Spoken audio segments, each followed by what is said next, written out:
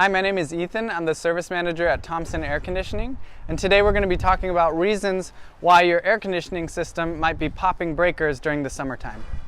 One of the first reasons I can think of would be a dirty condensing coil.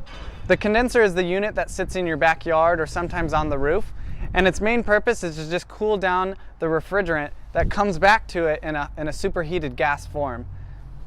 Some condensers have a grating over the coil that blocks it from view, but underneath here is basically an aluminum radiator similar to the one in the car. A lot of the times when these things run constantly, they'll pull dirt and dust into the coils, and it'll limit the amount of airflow that's able to get over the coil, which will cause the amp draw to go up, and it'll cause your circuit breaker to trip.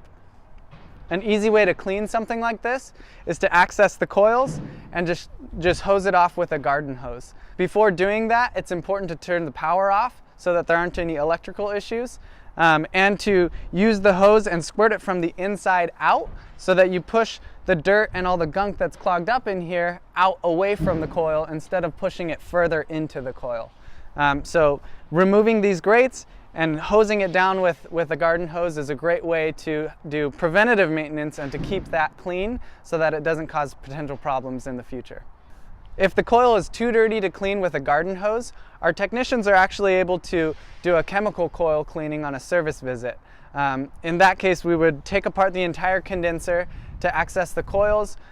Using a aluminum safe coil cleaning solution, we would then spray down the coil and use a coil brush to brush out all the contaminants and get the system operating properly. Another reason your system might be popping a breaker would be due to an electrical short.